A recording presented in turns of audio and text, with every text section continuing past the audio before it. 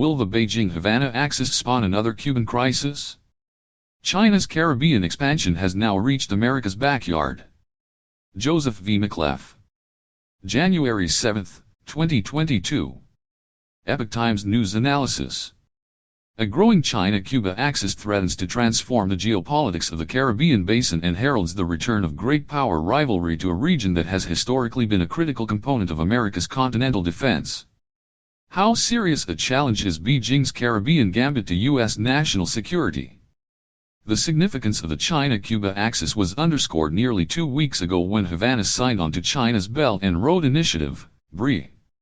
In doing so, it joined the Bahamas, Antigua and Barbuda, Barbados, Dominica, Grenada, Trinidad and Tobago, the Dominican Republic, and Jamaica as Caribbean participants in China's infrastructure development program. Cuba, the Bahamas, Antigua and Barbuda, Barbados, Trinidad and Tobago, and Jamaica have received commitments of over $7 billion in Chinese aid and loans for various development projects, according to a 2020 report. The BRI is a Chinese government-sponsored program, also known as One Belt, One Road, under which Chinese companies and financial institutions seek to build roads, acquire, expand, or create port facilities, develop railroads, as well as pipelines, power plants, 5G, and fiber optic networks. The development projects are mostly funded with loans but may also include outright grants from Beijing. Critics of the program have pointed out that loan terms can be onerous and that several countries have already defaulted and have been forced to give Chinese companies control of the underlying assets. In the Caribbean, projects have ranged from a national cricket stadium in Grenada to the Baha Mar Resort in the Bahamas, to the Kingston Freeport Terminal in Jamaica, to the expansion and modernization of the port facilities in Santiago de Cuba. The addition of Cuba to China's BRI underscores the rapidly growing economic relationship between the two countries. China has supplanted Russia as Cuba's largest trading partner, and in turn Cuba is China's biggest trading partner in the Caribbean. Senior Chinese government officials have visited Cuba more than 24 times since 1995 and Cuban officials have reciprocated with a comparable number of visits.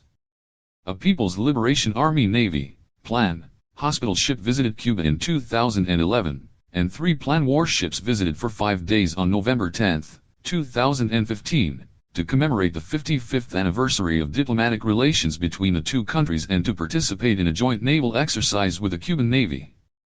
China is also believed to have been involved in the construction and ongoing operation of a new radome designed to intercept U.S. communications at the Cuban Signals Intelligence Facility in Beijing, although Beijing's involvement has not been definitively proven.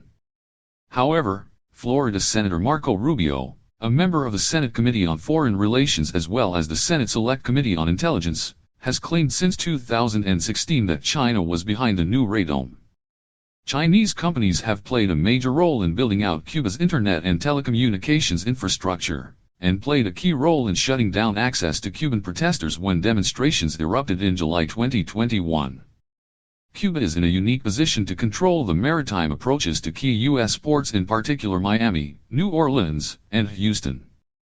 The latter two are particularly important to the U.S. energy industry since more than half of all U.S. imports and exports of oil and gas flow through these two ports. In addition, roughly 1/3 of U.S. agricultural exports flow through New Orleans. Geostrategically, the Caribbean plays the same role for the United States that the South and East China Seas play for China. A Cuban-based military capability would give China some of the same prerogatives to potentially threaten U.S. shipping that the United States has toward Chinese shipping in the China Seas. China has claimed large areas of the South and East China Seas as territorial waters, a claim that is disputed by the United States as well as all of China's maritime neighbors. Although the United States is the dominant military power in the Caribbean, it has not extended any claims of sovereignty on any of the waters of the Caribbean beyond those already recognized by existing international treaties. Does that mean that Beijing will seek a naval base in Cuba or look to have a permanent naval presence in the Caribbean? That's certainly possible. There is no evidence yet that a permanent naval presence in the Caribbean is Beijing's aim, but judging from Chinese actions elsewhere, most notably Djibouti and Equatorial Guinea, neither can it be ruled out. Both possibilities, especially if they were to include the stationing of ballistic missile submarines, like the Type 094, Jin class, in the Caribbean with access to Cuban naval facilities would be red lines for the United States.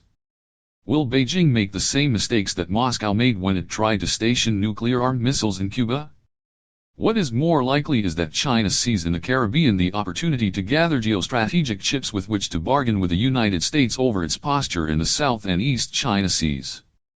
That makes it virtually inevitable that the plan's naval presence in the Caribbean will increase in the future even if it stops short of a permanent deployment. China's position in the Caribbean has grown substantially over the last decade and will continue to do so in the future. Moreover, China's rapidly growing economic and diplomatic position in the region and its possible military dimension means that though they may be on opposite sides of the world, the South and East China Seas and the Caribbean are increasingly linked geostrategically. All the more reason for the United States not to take its position in the Caribbean for granted. It's time for Washington to renew its commitment to the countries in its own backyard. Joseph V. McClelf is a historian, best-selling author, syndicated columnist, war correspondent, and private equity investor. He holds an MSc from the Massachusetts Institute of Technology and was a Fulbright Fellow at the Italian Institute of International Affairs. He has been a commentator for several broadcast venues and news outlets and has also written several books on military history and world affairs. His latest book, Leadership in an Opaque Future, is forthcoming. Joe is also a noted judge of wines and spirits and authored a best-selling book on Scotch whiskey.